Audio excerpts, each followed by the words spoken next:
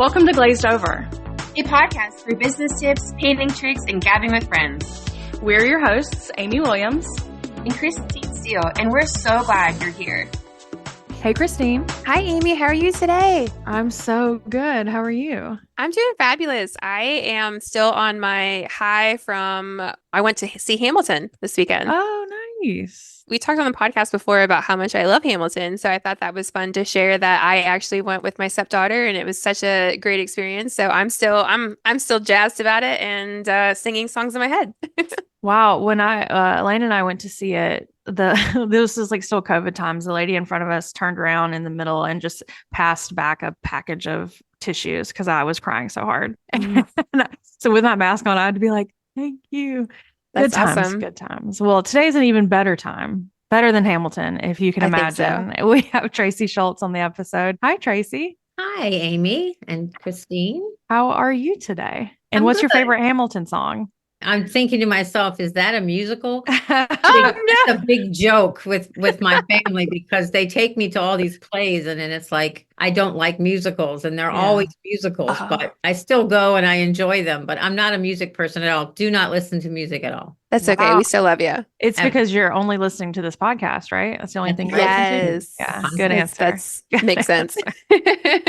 Well, Tracy, we've got you on today to talk about after school programs. You've got a pretty robust program, or you've had a pretty robust after school program in the past. Can you tell us a little bit about who you are for the three people who don't know who you are and what you've done in the industry? And then we'll kind of get into how to have an after school program. My name is Tracy Shultz and I am co-owner of Ceramics for You. I've been in business for about 20 years and I'm very active with the CCSA and I do all kinds of classes. My studio is in Gurnee, Illinois. Is about an hour north of the city. And how long have you been in business? I know you're a co-owner now. How long has that studio been open? And that studio has been open 11 years, almost 12 next month. That's awesome. And I owned a studio before that. I had two for a little while. So I've been in business a little bit short of 20 years. Was it the same name? Yes. Oh, very nice. That's cool. And you brought in a co-owner when? So I had a manager who has been with me since the day I opened Gurnee. So that's been about almost 12 years. And I wanted to step away a little bit. I'm 65. I was ready to retire a little bit. So I'm out of the day-to-day operations. So she's got more control over it than I do now. So it's great. I'm retired in some aspects. So we have you here today because we know that you are good at kind of creating this after school program. So I want to hear a little bit more about how long you've been running an after school program, and then we'll get into kind of the nitty gritty of it. But what does it mean when someone says they have an after school program? So there's two ways you can have an after school program. Some people do it at a school where the kids get out of school for the day and they have their classes there. I bring it into the studio. It starts around 4:00. The kids have time to get home and get a snack. It kind of started with COVID, not during COVID, but sort of that re-entry period where people were trying to find things to do. So we would have 10 students and they each would have their own table in the studio so that we could kind of get back before people were going. And then I worked with Dina and CCSA and had a past teacher work on lesson plans so that we could have some lesson plans that actually were educational and also were fun for the kids. So that's kind of how it started. Are those lesson plans It's so cool. Available to CCSA members? They're still on the website. Yes. That's great to know. So definitely check the resources there. Christine, do you do an after school program? So we kind of started into that a little bit. And I've seen those lesson plans and they are perfect. Like they're so easy to follow and everything. To get into them, if I remember correctly, you're on the website, you're going to go into the guides or the resources and you can easily find those just in case anybody's going to go look for those. If you want to pause us, check them out, but come back. But yeah, we kind of did a little bit of that. We didn't dive into as deep as I wanted to. So it's one of those things where we still have kind of a little room to grow. Does that make sense? I mean, I'm actually just here taking notes for Tracy because I've listened to her talk about this now twice and I still learn something. Like I feel like every time I even go back to my notes that I the first time I listened. So not as cool as what she does. No, I think we all fangirl over Tracy. I know.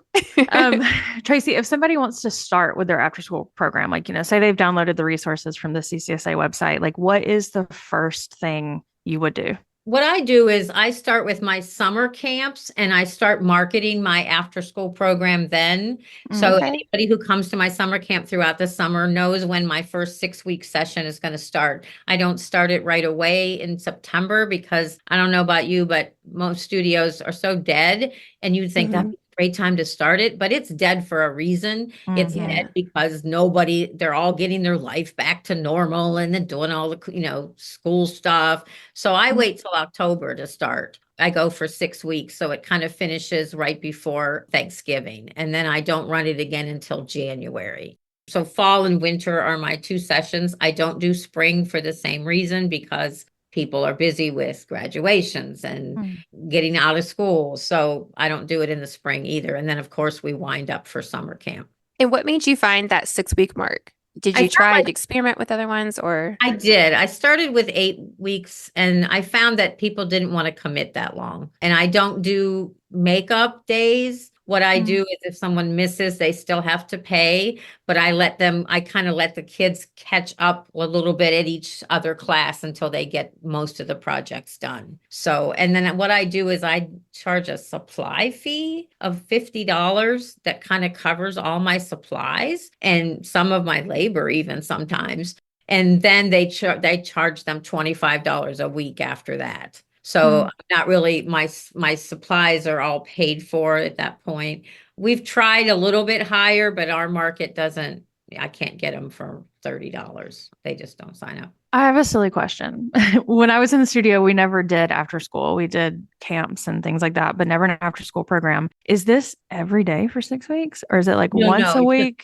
one Gosh. Tuesday, Wednesday a week. Yeah. Okay, I was like, oh, I'm so nervous about the thought of this. Okay, that makes sense. And it's like a one and done project for the day. Like they come in on that Tuesday and they're working on this one project. Well, one or two, usually we'll start something like we might start a clay project and then switch over to ceramics so that the Nice. clay can be painted the next week. But by the time they get done, I've got it timed so that they're taking stuff with them the last day. So Nice. Okay. canvas is usually the last day just to get it out of the studio. And So you have them book in that entire 6 week session. they have to book in the entire 6 weeks. Smart. I used to think, oh, I'll collect all the money up front. Well, how great would that be in September? Mm. But what I found is I kind of like getting it once a week because I Mhm. don't feel like I'm working for free. And then the other part of it is the parents like that because then they get to spread it out. You said that you started at 4. That gives them time to go home and get ready. How long is your each It's session? from 4 to 5:30.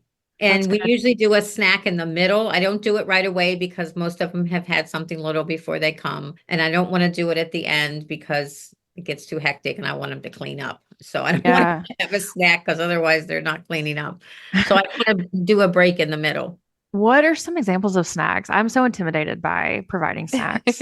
So I do a lot of the like healthier prepackaged stuff. Like we might do a granola bar, we might do something else, like fruit snacks or popcorn or whatever. And then we always give like juice and water.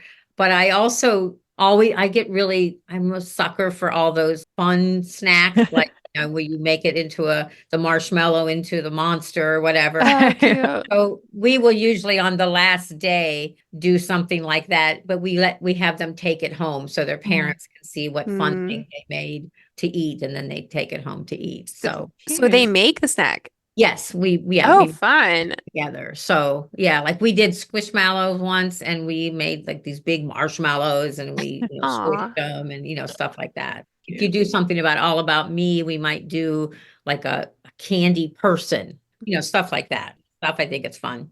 I want to come sign up for that. That sounds really fun. How many kids do you let in your after school program? I find that the sweet spot is around 12. I can take 20, but 20 Oof. requires me to have two staffers. And with 12, I can have one staffer and then one person running it, and then another person who's in the studio can chime in when it's necessary. But they can't do that for 20 kids. That was my sweet spot as well for summer camp. What about like their age requirements or I guess limit? What ages do you like to welcome in? They have to be in first grade. I don't limit the upper age, but I find that it usually stops around seventh. And I like to put them all together. I do the same thing in my summer camp because I think kids learn from older and they like to help the younger. So I just keep them all together. And I've only ever had one parent kind of push back on that. And I'm like, then this camp isn't for you then. Mhm. I'm thinking first to seventh grade. That's probably like around 6 to 13 about. Does that sound right? Yeah. Yeah, some of my best campers were that like older kid that had been with me for a few years and they could come in and like they felt like an ownership in that way and they would help the youngers and it was so nice. Those were the days where I could show up to summer camp hungover. Hypothetically, not like I ever did that, but it You was may nice or to may have. not have done that. Right, of course, yeah. Allegedly. Allegedly. So we all have, stories about maybe a problem child. And I think discipline is also a bit intimidating in this space, especially for, if you have a after school leader that's not you, that's just like an employee that you Mhm. have. How do you handle discipline in your after school program, or have you had to? Is that something that you've encountered? So I've raised three boys. What I do is I do a lot. Like if I have a child that like I'll have a child maybe who wants to touch everybody's projects. And so I kind of do a strike three, you're out. And so if it happens three times, after the first time I move him to a different table. And then if it happens again, I move him again. And the third time he's sitting alone. And I hate to do that, but it usually doesn't get to that point. And if there's like the class clown or somebody who is like really disruptive, I try to engage them in helping and maybe guiding me with the next project. And that usually will cut that out. I found it such an issue with kids, older kids that would have cell phones, or even like younger kids, because in the second they would get bored, they text their mom and be like, "I'm bored, come get me." And it's like, no, we're just like, you're just waiting for paint to dry. Like that was like such a big issue for me in camps of just being like, please don't text your mom right now. Please don't Cell make me phones look are rough. bad. Yeah. Yeah. Yeah. Or pulling out a game on their cell phone and then everyone's like crowded around Yeah. them. And you're like, what? You were just coloring. What happened? Like, I've learned to, for camps, if anyone does have a cell phone, it has to stay in their lunchbox Mm. because we don't, no, no, thank you. Yeah, yeah. I do like to have early finisher stuff just laid around because, and just paper, markers, things like that, because it does help for sure. And speaking of like projects, how do you program the projects? Are you thinking theme wise? Are you thinking every week you'll tackle a different kind of medium? Like what does that look like? So I've done it a lot of different ways because I've been doing it for a while. And I really go by what I feel like doing that camp. I don't ever advertise ahead of time what I'm going to do. It's just they're coming. It's going to be somewhat educational. It's going to be a lot of fun. And so, like, sometimes I'll tailor an entire camp on looking around my studio and finding things that I have a lot of that I need to get rid of. So I will tailor the whole camp Smart. that way based That's on really those smart. projects. So if I only have 12 of something, then I know I can go ahead and push those onto that camp. And maybe I have them left over from some other event that I had. So I've done camps that way. I've also done things like from the guides where I do recycling. So we'll go from, the whole camp will be all about recycling. And I also like to have the kids guide me on a project or two during the 6 weeks. So they get to decide, here's the piece that we're going to do. How do you guys want to do it? How do you think we should do it? What kind of technique should we use? And we go over all the different techniques. So I find that they really get engaged with that by doing that. So I do a lot of that too, but I am not somebody who has project, and this is what we're doing and this is what we have to do. Yeah, I think that exhausts the kids a little bit when you have it like that. I mean, and it certainly exhausts us as the people that have to come up with all these projects for the camps, right? Right. Are you the Absolutely. same way, Christine, with your Y- your summer camps and Yeah. stuff? I can't imagine if you have such a structure. I used to, when I first started my summer camps, I would have that way. And then it turned into, well, if there was a kid that I could tell got maybe a little squirrely when we were doing this, we don't do that anymore. Like it was hard to keep that. And then, or if there's somebody that was really, you could tell love doing this, then, it was harder not to swap out. So I can't imagine having something so structured. And I like the fact that kind of tailoring it to what the kids want or need, or what if you have a bunch of 6-year-olds, instead of going to that higher age, some of the projects might be too advanced for them. So I love that. I'm Yeah, glad that it or actually made me feel better once you said that because I'm like, oh, okay, so I'm allowed to do that. Thank you. or you might have a camper named Kate who was obsessed with dolphins and turned every project Yeah. dolphin themed. I will never forget Kate as long as I live. Everything was dolphin. That's so Uh, fun though. Not to put you on the spot, Tracy, but can you think of a project that was always a fan favorite? Bubbles. Anything Yeah, Bubbles. with they bubbles is love always, a bubble, don't they they? love to bubble. Anything with bubbles is always And it's and, so of messy. course they all love clay, but as much as we find it really hard and I do have strict rules about how many pieces they can attach and how many, Hmm.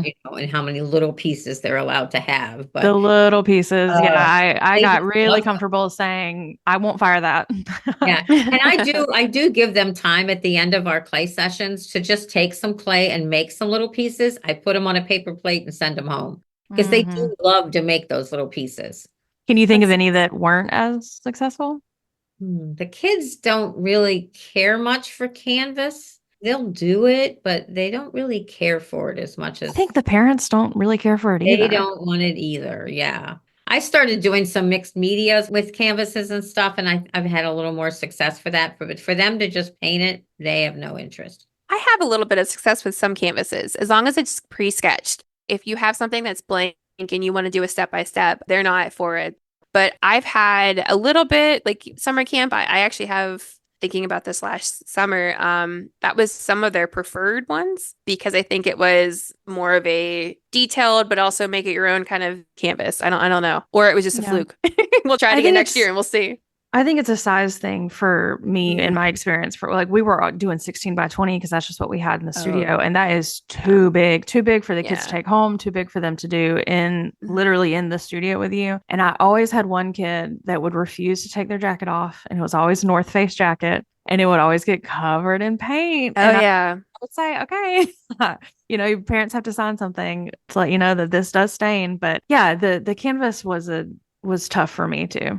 I'm Yeah. glad to know that it's working for you though, Christine. Yeah.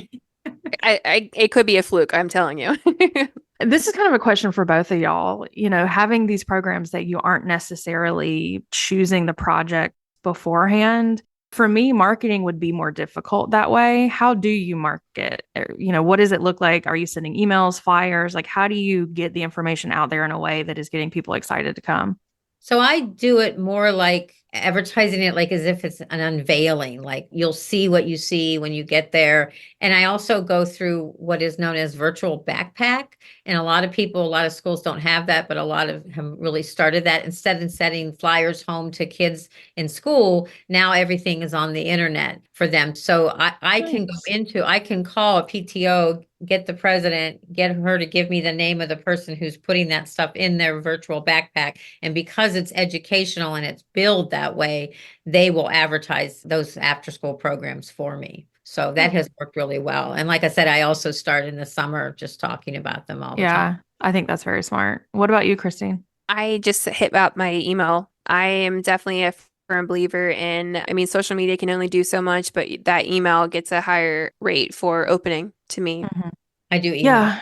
I think about when I was a kid too, going to art camps, definitely before social media existed. We didn't know what was happening. We just knew that like we liked the teacher and we liked the place we would go. And I think that's enough to sell it. So I would say, I guess, advice is to just lean into that, like lean into how cool your space is and how knowledgeable you are and how much fun the kids have.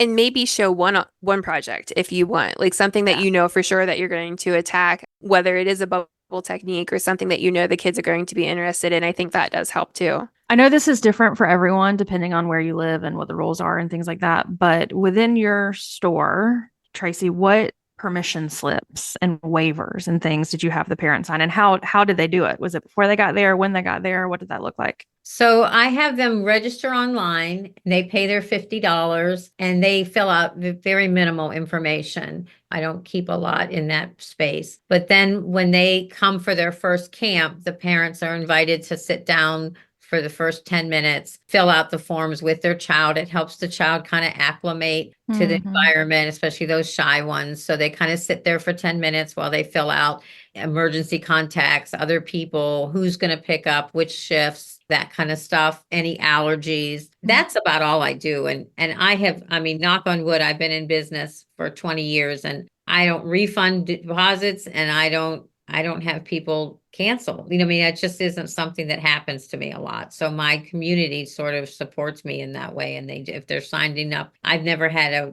anything that was an issue. So until I think rules come from issues. And so I don't Sure. have a lot of rules because I haven't had a lot of issues. That's amazing. What That's about you, awesome. Christine? Any waivers that you make sure that they sign? I just hit up there's a paper if you have any allergies, like same thing, emergency contact, who would be picking up if it's not you. And I want first, last name. I don't want grandma because I feel I'll never forget that this poor sweet grandma came to pick up their granddaughter. And I was like, you're not on my list. I don't know who you are. And they're like, but I'm grandma. And I'm like, I know this child's calling you grandma, but you're not on my list and I Lord. can't let you leave with her until I call a parent. And they're like, well, she's at work. And I was like, I'm calling still. Like, I'm so sorry. Like, I can't. And I look at it as like, my stepkids, if I would just go to the school to pick them up, they don't know who I am. I don't care. Like, you have to have that. I get weird about that part. That's the one thing. And then I always ask about, other than allergies, are they allowed to red dye? Because I learned that's something that usually comes up a lot. So just those kind of questions. Poor grandma. Yeah, I'm thinking about that grandma just trying to steal her kid. Well, and afterwards, it was definitely talked about, and she goes, "No, I appreciate that." Sure. And I said, "I'm so sorry." Like I was like, "Give me your license." Like I was very sorry. That's One of the amazing. things I have trouble with is parents who are way out in the parking lot and they want me to just send their kid. Oh, yeah. And I'm like, Yeah. and we have a pull up. Like, I'm like, you just need to pull up. Yeah. I'm sorry. Mhm. If they're going over to the grocery store and they don't want to come pull, I'm like, she can't leave the building until you come and get her. That was exactly something that I would struggle with. And I finally, a rule that I had to say was like, y'all have to tell me bye. Like, I have to see you because they would just Oh, see a yeah. car and Yeah. run out. I'm like, no, you can't. You can't. The parents that pick their kids up on time, we love them. But what about issues of people not picking up their kids on time? What would you do in that scenario? I'm trying to think. I haven't had it happen many times. Good for you. I'm trying to come to your town, Tracy. Yeah. I haven't had it happen many times. If it's anything, it's 15 minutes or whatever. Yeah. Yeah. I Same just for me. remind them that it stops. It's not been a big problem for me. I have tried all the ways of like charging and making that a part of the things that they sign. Like it's $1 a minute. Like some people really, daycares and things like that really stick to that kind of schedule. But it's so hard to manage and it's so also uncomfortable, especially if you've got someone that's not the owner saying, hey, you actually have to pay us $7 because you were 7 minutes late. Like that's just so strange. So I don't have a good answer for you either, other than just looking so annoyed when they walk up late. I luck out. I think what I do for my summer camps for pickup is I tell them, please come 15 minutes before it's over, in case we finish up. And I think for however that has worked, that way, then if they're running late, because they'll even come in right on time and they're like, I'm so sorry, I'm running late. And I'm like, it's okay. Like, actually, You're no, actually, yeah. So I definitely make that. I'm like, don't forget, we'll see you 15 minutes before we actually end, because they're going to get so excited to show you. Like I make it so that it's not like, I don't want to wait for you, but yeah, that's Yeah, true. that's a little harder to do when the camp is only like an hour and a half. yeah, So, 'cause you're taking absolutely. time. But yeah, that's for summer camp. That would be a good idea. Well, that leads me to a question of the structure of your camp. Like, can you kind of walk us through an hour and a half? Like, how do you split that up? How do you make sure you get it all done? What is, and cleanup included? Like, I think the kids should always be helping clean up. But what does that structure look like? So the first thing we do usually, and I don't want to get too detailed, but one of the things that I find has really been fun for the kids and works really well is the very first day we will do something that has their name on it. It's usually a small piece of ceramics, whether it's a little plaque or whether it's a tile, and we do something with their name on it. And then each time they come into camp, I switch those tiles around and that's where they sit. So it gets them sitting with other people. So they make this fun plaque and everybody gets to make a big deal about, oh, I'm at that person's plaque. Look at what it looks like. So that's kind of how we always start the 6-week sessions. And then we always do anything that's clay oriented or really messy. We always do first because I don't want to be rushing to clean that up and end up having to clean it up myself. So I always do the messy stuff first. And then we usually end with something that is, I also like to have my children be provoked for thinking. I don't know Mhm. if bug for thinking is the right way to say that, but I have them really like talk about what it is they're doing, not Yep. just when you're doing something about that maybe has your self-portrait on it. What kind of person are you? How do you, I do a Yeah. lot of that. So that kind of comes in the middle. And then at the end, they're kind of getting to the end. So we do something that's more like all coverage of things, that they have to cover something so that we can do the next step. So we kind of finished up with something like that. I also like to have my kids plan stuff out, thinking through what they're doing. Because one, it takes up more time. And two, Yeah. they tend to mess up a lot less if you give them a piece of paper first with a pencil and say, all right, what are you thinking about? Like, sketch it out. Let me see what that looks like. And I used to have the kids write down the colors they'd want to use. Like, they'd have to stand in front of the paint stand or the acrylic paint or whatever and say, okay, I want number 12 or I want 27. And they'd come and tell me, and I'd say, great, go for it, and I think that also empowers them to make the best version of the thing that they're going to make. And I learned that from you, Amy, because Oh my I God. remember coming to one of your classes Aw. and I used to just go right to the project, like, and just start painting. And then I'd be like, oh, is that ugly? Like, why would I do it? And so I took one of your classes and I'm watching you sketch on the ceramics and I'm like, it's a good idea. I learned that from you. So I have my Oh, I kids love that. draw on paper too, to get the idea of what they want to do. Good, Oh. good. I'm blushing. Well, Tracy, anything else you'd like to tell us about after school program? Maybe like the biggest, best piece of advice you have. And then I'm also going to ask Christine the same. So, Christine, get ready. My biggest advice is to try to find someone else to teach it. Yes, Ooh. Lord. If you can get somebody who really enjoys it, I like doing it, but I like somebody else to do it. So finding that person who's going to teach it for you and is good at that and loves the kids. And to me, that's the key to wanting to do it, because you can plan all day long, but if you have to implement everything you plan, it gets exhausting. So that's my biggest piece of advice. Completely agree. Christine, what you got? First, I have a question for Tracy. What's your return rate of kiddos? I would say, gosh, I'm not very good with percentages like that, It's but okay. I know that I had 2 or 3 years in a row, like right after COVID, where I would say 1 out of every 4 were Okay. signing up. So 25%, I guess, were That's re-signing. awesome. My biggest advice would be do it. Just do it. I Yeah. mean, Tracy already said that you don't have to have everything all mapped out. Just do it. See if there's interest. Jump on it. And the best thing is, I think it was Dina or somebody during convention that we were talking about the new member mixer, and they're like they've never been there before, so it's the same thing. Like just do it. Like they don't know, just they have nothing to compare it to. Don't be intimidated, because even if you have things that you want to tweak, they're not going to know. And if you tweak them for the next time, they're going to think that, oh, this is so cool. Look, this has changed. Like I think that's awesome just to jump in.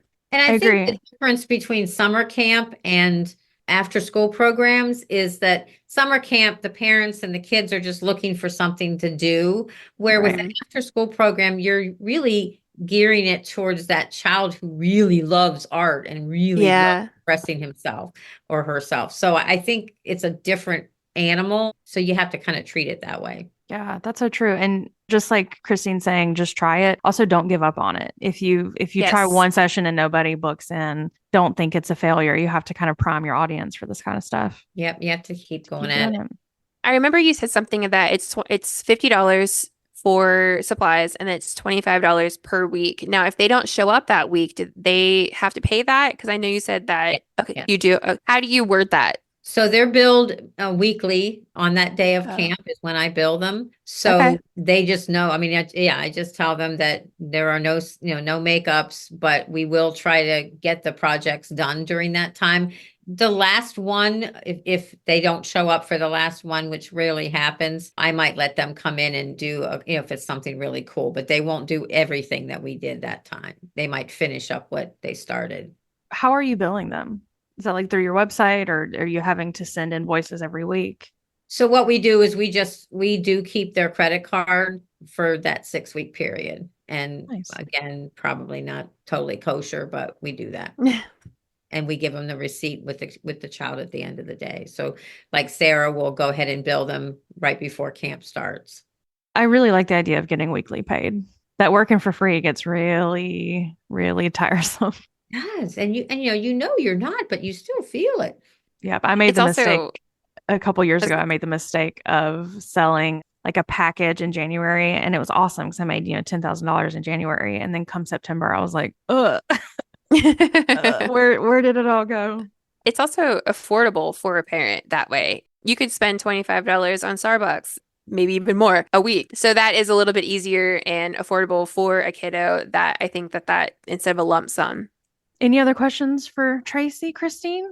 I don't think so. I'm just ready for her to come up with a new guide that we can buy into and do all the Agreed. hard work for us. Or we can attend. Can we do one that we can just like show up and I still want to make myself and with candy. I think that's really fun. So So I Yeah, did have after one school more program. thing that I wanted to talk about that I forgot about. So, Please. that downtime where you have that child that gets finished really quickly and you're like, oh, and you give them a piece of paper with some crayons or whatever, markers. But what I do is at the end of each season, I go to Michael's or Hobby Lobby and I buy those little kits, DIY Mhm. kits. They're usually like 70% off. I pay like, 60 cents for them. Well, one time I bought one that was sewing. And it was, you had to sew this thing. I did not realize that I know nothing about sewing and knew nothing about sewing. We tried it 2 days, two different times, and nobody could get it accomplished. So I just sent them home and I said, please ask your grandma to help you. that's so cute.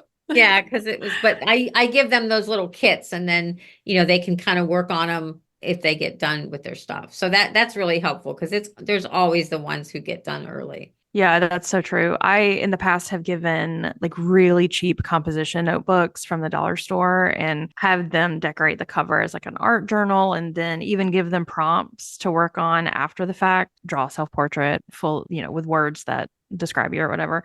And that was always really nice. And I would also do drawing games at the end. I'm a big fan of making the kids help clean up everything. So we would start cleaning up with like 30 minutes of camp left. That way we had, picking goldfish up off the floor, all that stuff. And then we would play drawing games. It would be this whole big thing where I would stand on a table and we would do blind continuous contour drawings, which seems really big and scary for a kid. But when they start sillily drawing things on a piece of paper and kind of pointing and laughing at me, like letting me be the butt of the joke, they had the best time. Or we would do like a continuous drawing game where everyone would start drawing something for 30 seconds and then we'd pass. And then by the end, you'd have to tell the story of what you had started to draw and then what you ended up with. And it was so satisfying to do that kind of stuff because the parents would walk in when they were all like giggling and laughing and not looking bored and ready for them to pick Yeah. up.